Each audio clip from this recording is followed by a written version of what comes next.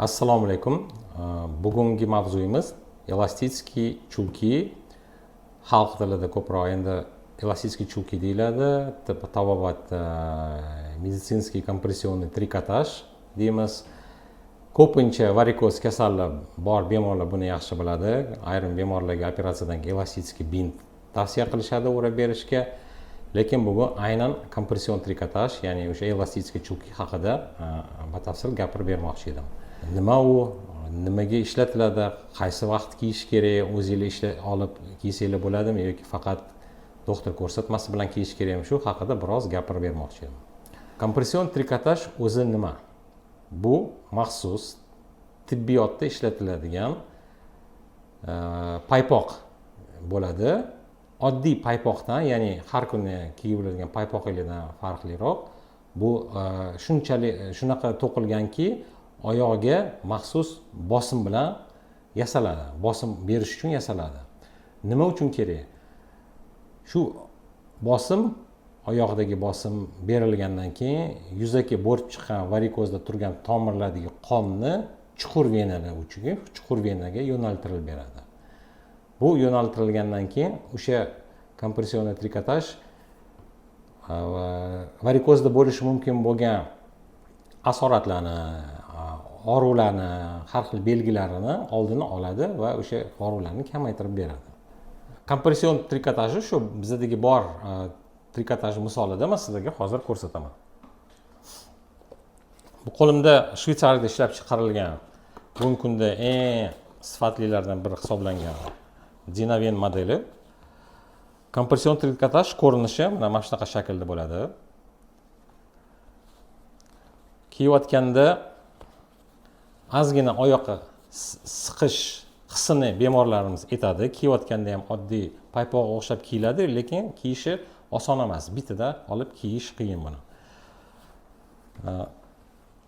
Eng asosiy beriladigan bosim, oyoqdagi bosim mana shu bosim hisoblanadi, mana shu sohasi hisoblanadi, ya'ni boldiri pastki uchligida. Shu yerdan boshlab keyin graduirованный deydi, tepaga borib o'zini bosimi bo'ladi.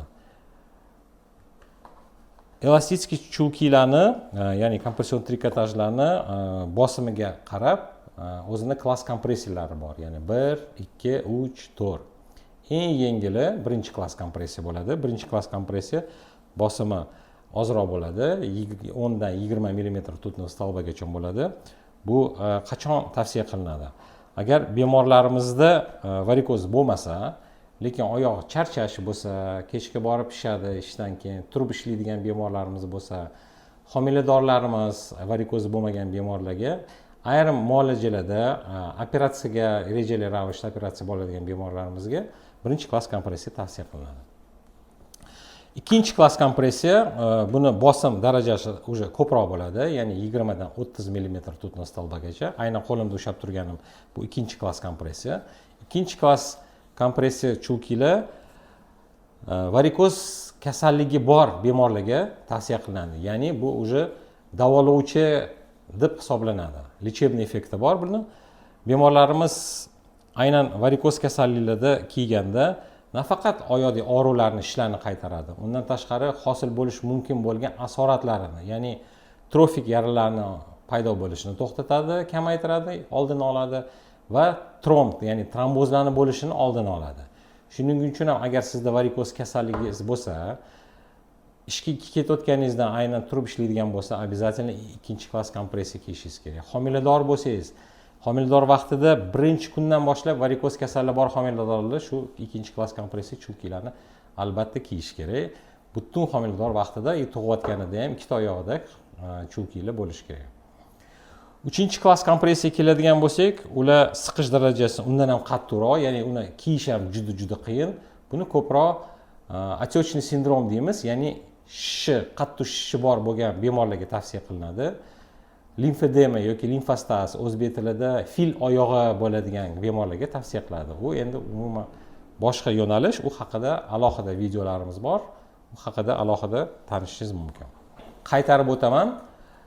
Chulkilarimiz birinchi klass kompressiya bo'ladi. Bu varikoz bo'lmagan, lekin oyoqda shish, charchash, turib ishlaydigan homiladorlar, oyoqda og'riydigan bemorlarga tavsiya qilinadi.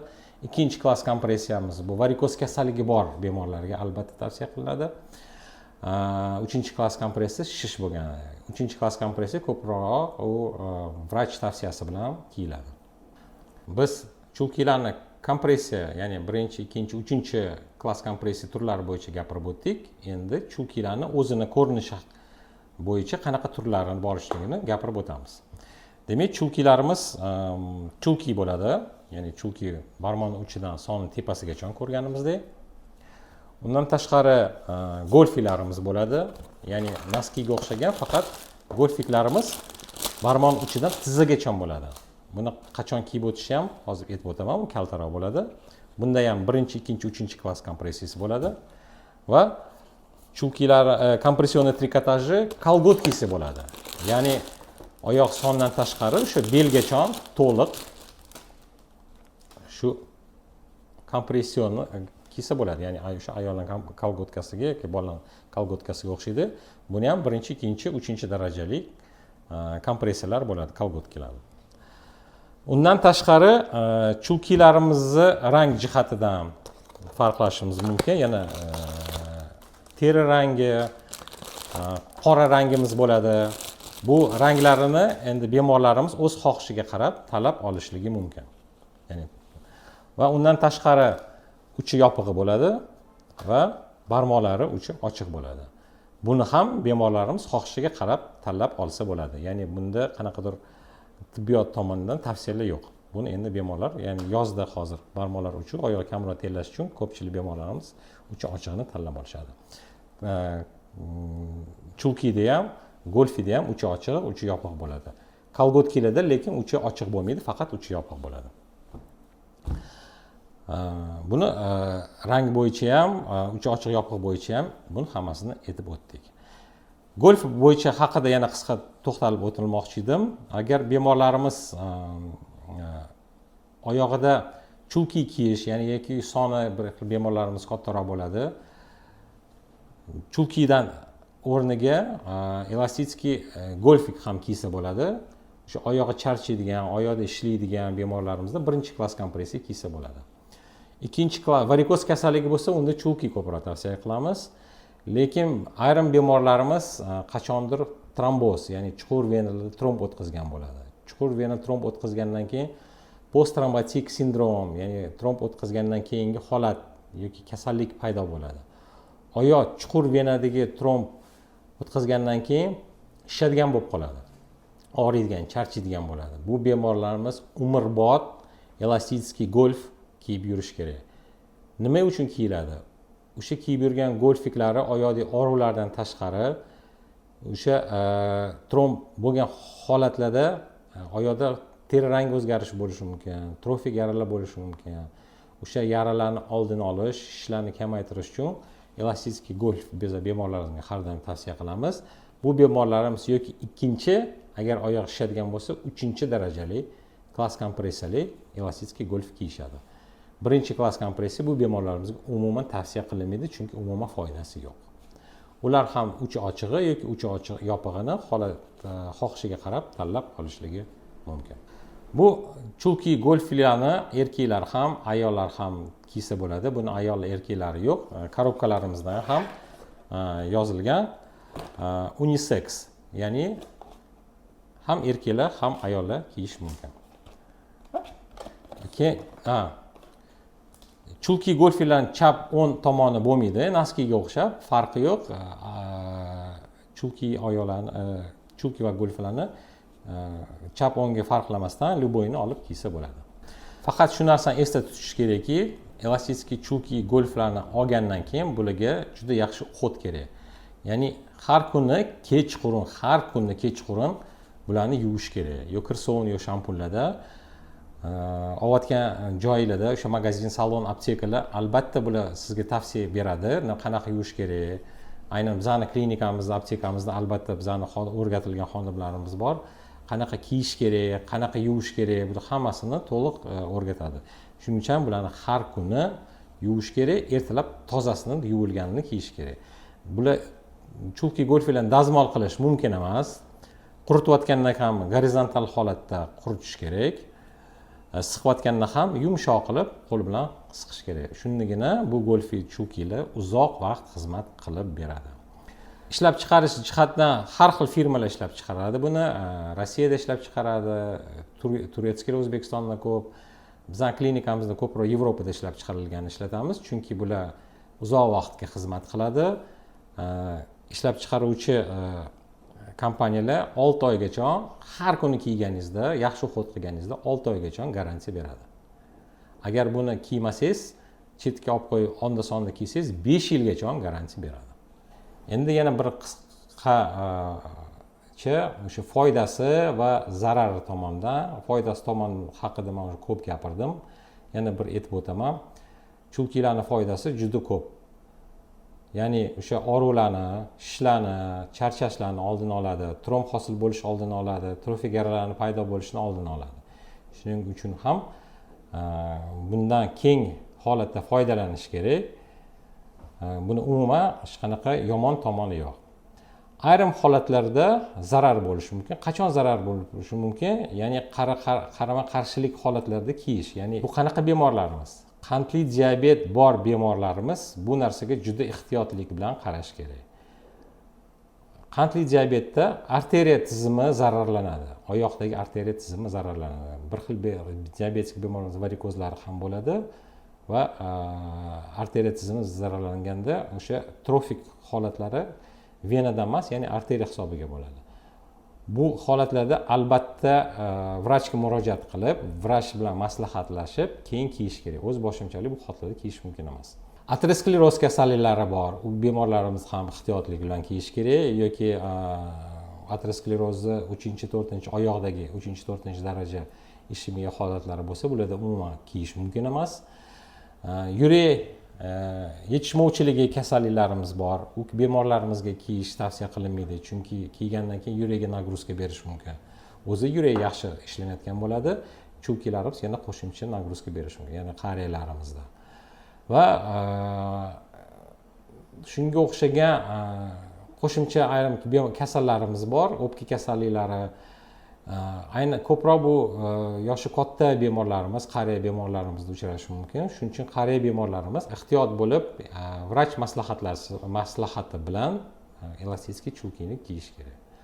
Qolgan holatlarda qo'rqmasdan bemalol varikoz kasalligingiz bo'lsa, aktiv bo'lsangiz, boshqa qo'shimcha yondosh kasalliklaringiz bo'lmasa, albatta elastik chulki, golfi, kolgotkalardan keng foydalanish tavsiya qilamiz. Endi yana savol kelib chiqadi. O'zimiz borib olsak bo'ladimi chulkini yoki albatta vrach maslahati bilan, ko'rsatmasi bilan borib olishimiz kerak? Varikoz kasalligi bor bemorlarimiz agar oyoqlari og'riydigan, charchaydigan bo'ladigan bo'lsa, doktorga borishga vaqti bo'lmayotgan bo'lsa, 2-klass darajadagi chulkini o'zligi aptekaga borib, ya'ni o'sha maxsus chulki sotadigan aptekaga borib sotib olishligi mumkin. Bu holatlarda aptekaga borganda oyoqdagi razmerlarni o'lchab, ya'ni o'zingiz razmeringiz bo'lishi kerak. O'sha razmeringizga qarab 2-klass kompressiya chulki, elastik chulki borib o'zingiz olsangiz bo'ladi. Agar oyog'ingiz ishadigan bo'lsa, ishadigan paytda ham chulki borib olsam bo'ladimi degan savol kelib chiqadi. Bu holatlarda doktorga borish tavsiya qilamiz. Ya'ni o'sha shishishi sababini aniqlash kerak. Yurakdanmi, pochkadanmi, yo oyoq tomiridanmi yoki boshqa sabablari bormi? Shunga qarab bu tavsiya qilinadi. Bu holatlarda o'zingizlar borib, bu bemor o'zi borib olish tavsiya qilinadi. Elastik varikoz bo'lsa ham, elastik chulki kiygan taqdiringizda ham varikoz kasalligini baribir davolash kerak. Erta-indin o'z asoratini ko'rsatishi mumkin. Chulki to'g'ri kiyib, vaqtinchalik chulki kiyib yengillashtirish mumkin, lekin varikoz kasalligi to'liq baribir tuzalmaydi, uni davolash kerak. Varikoz kasalligini davolash uchun fleboloq ko'riga albatta borish kerak, boring. Agar siz homilador bo'lsangiz, oyog'ingizda varikoz kasalligi bo'lsa, birinchi kundan boshlab 2-klass kompressiya, elastik chulki yoki elastik kolgotkani kiyib borish kerak. Yoki chulki yoki kolgotka, golf tavsiya qilinmaydi. Agar siz homilador bo'lsangiz, varikozingiz oyog'ingizda bo'lmasa, lekin oyog'ingiz charchasa, og'risa, kechga borib toliqsa, bu holatlarda ham elastik chulki tavsiya qilinadi yoki elastitskiy golfi ham kiysangiz bo'ladi. Bu holatlar birinchi klass kompressiya, elastitskiy chulki yoki golfi kiysangiz bo'ladi. Kolgotka ham kiysangiz bo'ladi. Qolgan paytlarda agar siz tromb o'tkazgan bo'lsangiz, bu holatlarda albatta vrach ko'rigiga boring. Vrach sizga o'sha kerakligini yo ikkinchi yo uchinchi darajali, chunki ikkinchi klass yo uchinchi klass chulki yoki golfi tavsiya qiladi. Bu holatlarda albatta vrachga borib ko'rinish kerak, o'zi dopplerda o'tish kerak va kuzatuvida har doim bo'lib turish kerak. Ayrim bemorlarimiz kommentariylarda yozadi, men Rossiyada ishlayman, tromb o'tkazganman, oyog'im og'riyapti, oyog'im ishyapti. Bu bemorlarimizga tavsiya. Bu holatlarda ikkinchi klass kompressiya golfik olib, ertalabdan kechgacha ishlayotgan bo'lsangiz, kiyib yurishingiz kerak. Elastitskiy golf yoki elastitskiy chulki. No, albatta eng minimalni ikkinchi bo'lishi kerak. Uchinchi klass kompressiyani u ko'proq vrach tavsiyasi bilan tavsiya qilinadi. Shunaqa qilib, oxirida yakunlaymiz bugungi mavzuyimizni. Demak, chulki kompression trikotajimiz birinchi, ikkinchi, uchinchi klass kompressiya darajali bo'ladi. O'sha birinchi ko'proq varikoz bo'lmagan, lekin oyoq og'riydigan, charchaydigan tavsiya qilinadi. Ikkinchi klass varikoz kasalligi borligi tavsiya qilinadi. Uchinchi klass o'sha oyoq shishadiganligi. Turlarini ham ko'rib chiqdik. Chulki bo'ladi, golfik bo'ladi, kolgotki bo'ladi, uchi ochig'i bo'ladi, uchi yopig'i bo'ladi. Rang jihatdan qora rang, teri rang bo'ladi.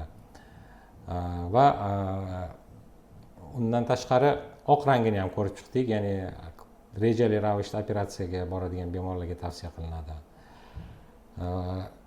Chulkilarni zararidan ko'ra foydasi ancha ko'proq, zarari faqat o'sha qarama-qarshi ko'rsatma bo'lgan bemorlarga mumkin emas taqish. Qolgan paytlarda uni tavsiya qilamiz. Biz ko'p holatlarda tavsiya qilamiz. O'sha aytganimdek, agar varikozingiz bo'lsa, o'zingiz bemalol qo'rqmasdan ikkinchi darajali, ikkinchi klass kompressiyali chulkini aptekadan kiyib yursangiz bo'ladi.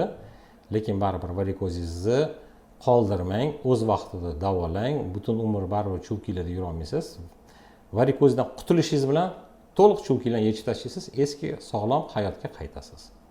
Tromb bo'lgan bemorlarimiz albatta endi umrning oxirigacha majburan, agar oyoq og'riydigan, shishadigan bo'lsa, rangi o'zgaradigan bo'lsa, elastitskiy golfik ikkinchi klass kompressiya kiyib yuringlar. Uchinchi klassini endi vrach tavsiyasi bilan u kiyiladi. Agar mavzuyimiz bo'yicha savollaringiz bo'lsa, kommentariyada qoldiring. Hamma kommentarlarga javob berishga harakat qilamiz. Agar mavzuyimiz tushunarli bo'lsa, like bosing va o'z yaqinlaringiz bilan bo'lishing. Rahmat, sog' bo'linglar.